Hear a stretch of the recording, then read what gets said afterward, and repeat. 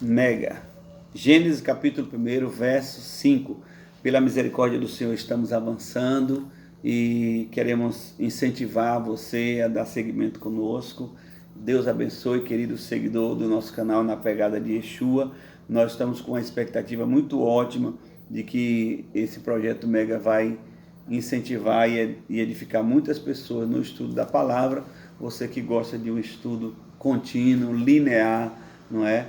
E você pode nos incentivar aí, dando seu like, ativando o seu sininho, deixando seu joinha, compartilhando com as pessoas, deixando seu comentário e vai estar nos incentivando bastante, não é? Esse verso, ele não tem muitos problemas na tradução, mas ele contém em si uma dúvida, um questionamento muito comum das pessoas que leem e têm em casa sua Bíblia comum.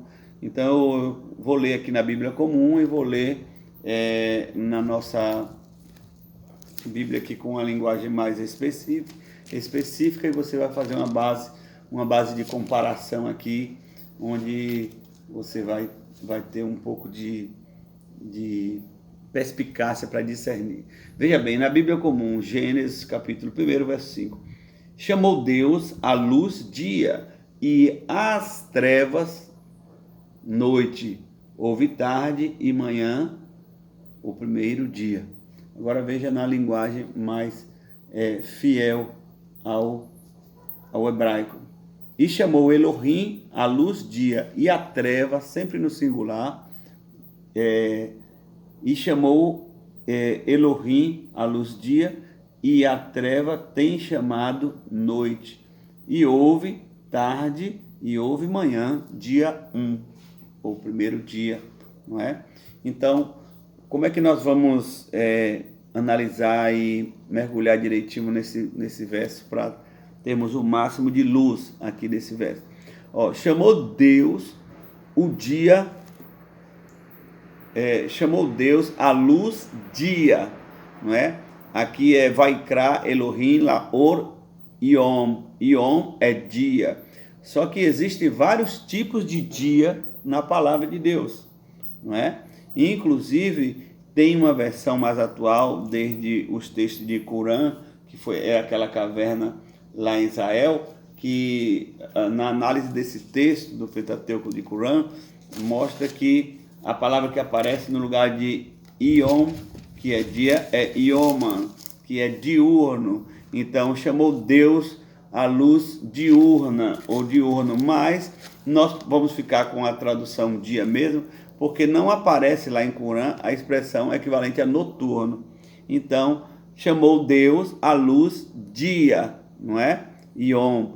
O que lhe parece essa prática de Deus chamar a luz de dia, colocar nome na luz? É uma prática também de Jesus, não é? Você lembra quando Jesus comissionou os apóstolos e tinham dois com a personalidade um pouco mais forte, João e Tiago, eles eram irmãos, logo Jesus apelidou eles de irmãos Boanerges, irmãos Trovão, não é? Por causa daquela personalidade, daquele jeito impetuoso. É peculiar de Jesus,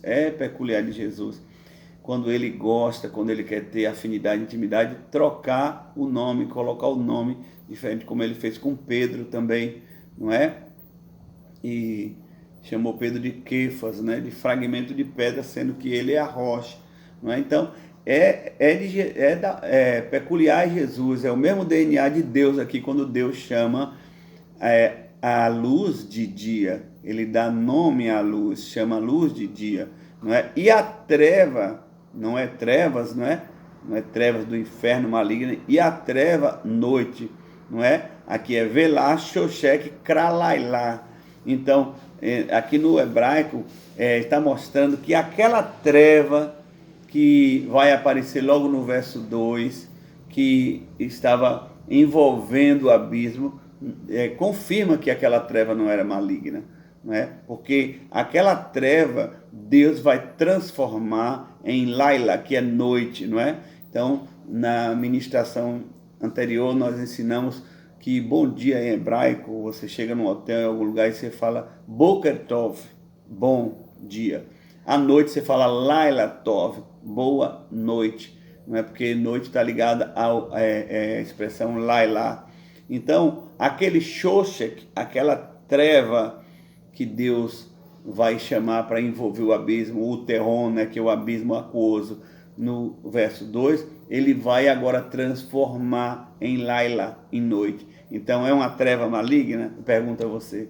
Claro que não, né, irmãos? E a gente tem que aprender a desconstruir, não é? Essas expressões que vêm no plural e às vezes a gente se atrapalha, se equivoca, não é? Então, a treva ele chamou noite, transformou em noite, não é? E a terceira parte do verso diz: e houve tarde e manhã o primeiro dia. Aqui está a maior polêmica e dúvida de muitas pessoas, não é? Quando as pessoas dizem, como é que pode? A Bíblia diz que o primeiro dia começou com tarde, depois com manhã, isso não está batendo. Se a gente ficar pensando com a nossa cultura ocidental, se a gente não abstrair para a cultura oriental, ocidental, do ocidental de nós para o oriental, a gente vai ter dificuldade para entender quanto à cultura, quanto à literatura, quanto a quem escreveu, não é? E eu tenho aqui sempre falado nesses últimos versos, para a gente lembrar que a Bíblia não tem o propósito de interpretar a história. A Bíblia narra a história do ponto de vista da pessoa que Deus inspira. Então, quando Deus quer que seja tão somente a palavra dele, então a Bíblia parece uma expressão oráculo, ou o assim diz o Senhor, não é? Mas, em geral, Deus unge o profeta, e o profeta fala, escreve, e a emoção dele, a experiência dele, dentro daquele contexto, daquela cultura, vem à tona com a mensagem. Por isso nós devemos sempre lembrar, aqui no Pentateuco, Gênesis, Êxodo, Levítico, Número e Deuteronômio, que Moisés, ou o círculo de Moisés que escreve, tem uma influência forte egípcia, apesar deles serem judeus. Então vocês que estão aqui seguindo esse estudo, tem que sempre entender essa equivalência e esse alinhamento com a cultura daquele contexto, daquela época, daquela literatura.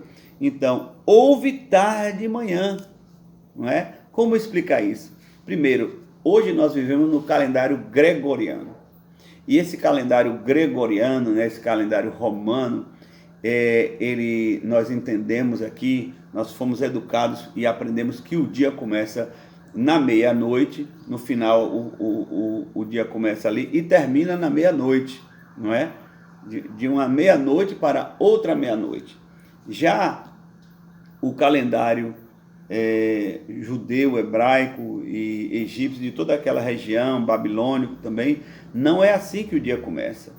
Naquela época, naquele momento, nessa narrativa de Gênesis, o dia começa no ocaso, no crepúsculo, no cair da tarde, no entardecer. Talvez se você lesse assim, houve entardecer e houve amanhecer o primeiro dia, você entendesse melhor, não é? Porque o dia lá, por exemplo, o sábado, que o judeu guarda o sábado, ele começa a guardar o sábado na sexta, no cair da tarde, no chegar da noite, quando o sol começa ali a se pôr.